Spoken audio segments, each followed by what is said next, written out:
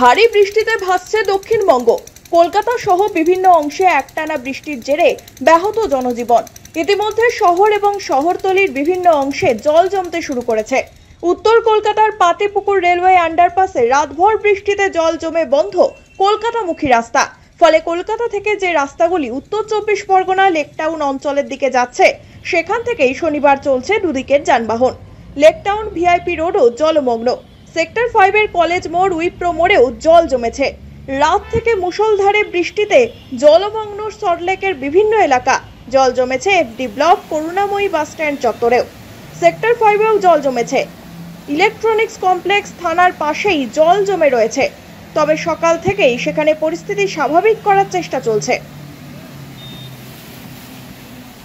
এদিকে একটানা বৃষ্টিতে জলমগ্ন কলকাতা বিমানবন্দরের পার্কিং বে। জল জমে রয়েছে বিমানবন্দরের অ্যাপ্রন এলাকাতেও। বিমানবন্দর থেকে যে ছবি এবং ভিডিও সামনে এসেছে তাতে জল থই থই অবস্থা পার্কিং বের। সেই জলের উপরই দাঁড়িয়ে রয়েছে পরপর বিমান। তবে রানওয়েতে জল জমেনি বলে জানা গিয়েছে। ফলে বিমান ওঠানামায় কোনো সমস্যা হচ্ছে না বলেই জানা গিয়েছে। অন্যদিকে প্রবল বর্ষণে দুর্ভোগে জেলাগুলি। জলে ডুবে গিয়েছে নিচু ব্রিজ থেকে শুরু করে বহু বড় রাস্তা। এর মধ্যেই জল ছাড়তে শুরু করেছে ডিভিসি সহ বিভিন্ন জলাধার, যার কারণে বন্যার আশঙ্কা ক্রমশ বাড়ছে। এই অবস্থায় সমস্ত জেলা শাসকদের ছুটি বাতিল করা হয়েছে। একই সঙ্গে সংশ্লিষ্ট জেলাগুলির উপর কড়া নজর রাখার কথাও বলা হয়েছে। শুধু সতর্কতামূলক ব্যবস্থাও যাতে নেওয়া হয় সেই বার্তাও দেওয়া হয়েছে। পরিস্থিতি বিবেচনা করে জরুরি বৈঠক ডাকেন মুখ্য সচিব। লাগাতার বৃষ্টি এবং সমগ্র পরিস্থিতি নিয়ে উদ্বিগ্ন খোদ মমতা বন্দ্যোপাধ্যায়। এরপরই ভার্চুয়াল মাধ্যমে সমস্ত জেলা শাসকদের সঙ্গে বৈঠকে বসেন মুখ্য সচিব। শনিবার দুপুরেই উচ্চ পর্যায়ের এই বৈঠক হয়, যেখানে পরিস্থিতি নিয়ে নবান্নের তরফে উদ্বেগ প্রকাশ করা হয়।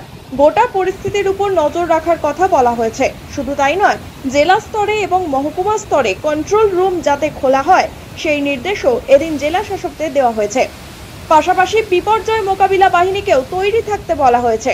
একই সঙ্গে হঠাৎ বন্যা কিংবা বড় কোনো ঘটনা ঘটলে দ্রুত যাতে ত্রাণ সামগ্রী এবং অন্যান্য জরুরি ব্যবস্থা পৌঁছানো সম্ভব হয় তা এখন থেকেই যাতে প্রস্তুত রাখা হয়, এদিন সেই নির্দেশও জেলা শাসকদের দিয়েছেন মুখ্য সচিব, যা খুবই তাৎপর্যপূর্ণ বলে মনে করা হচ্ছে।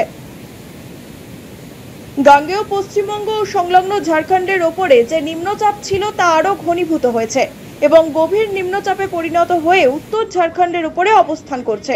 এই অবস্থায় আরও বৃষ্টির পূর্বাভাস দেওয়া হয়েছে আবহাওয়া দফতরের তরফে। ইতিমধ্যে গত 3 দিন ধরে প্রবল বৃষ্টি চলে যাচ্ছে। শুক্রবার রাত থেকে বৃষ্টির পরিমাণ আরও বেড়েছে। প্রবল বৃষ্টির ফলে কলকাতা এবং সংলগ্ন এলাকাতে জল জমে গিয়েছে। এই অবস্থায় ডিভিসি জল ছাড়ার পরিমাণ বাড়িয়েছে।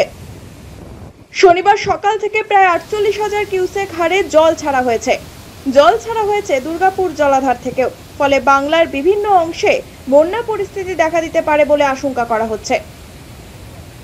Bureau report, one India Bangla.